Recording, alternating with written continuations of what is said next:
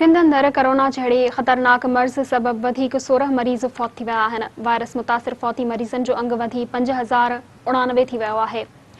सिंध जे वॾे वज़ीर सैद मुराद अली शाह पंहिंजे जारी कयल बयान में चयो आहे त गुज़िरियल 24 कलाकनि दौरान कोरोना मर्ज़ जा वधीक 937 केस साम्हूं आया आहिनि,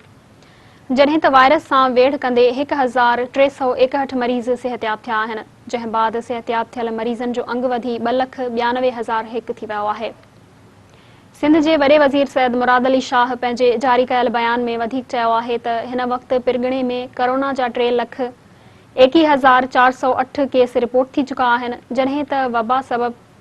24,318 मरीज़ इलाज हेठि आहिनि, जिन मां 890 मरीज़नि जी हालत नाज़ुक ॿुधाई पई वञे, जॾहिं त 77 मरीज़नि खे वेंटिलेटर ते मुंतक़िल कयो वियो आहे।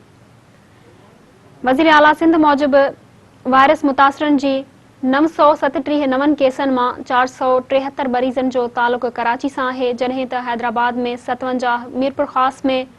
35, ठटे में 31, सखर ऐं बदीन में 29 केस ज़ाहिर थिया आहिनि। उन खां सवाइ दादू में 23, घोटकी में 22, कश्मोर में 19, सजावल में 17, नौशरो फिरोज़ में 16,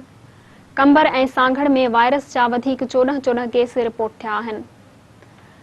सैद मुराद अली शाह वधीक चयो त टंडो लहियार, थरपारकर ऐं उमरकोट में 13, बेनज़ीराबाद ऐं मटियारी में 12, जामशोरो में 10, जेकमाबाद ऐं लाड़काणो में 9,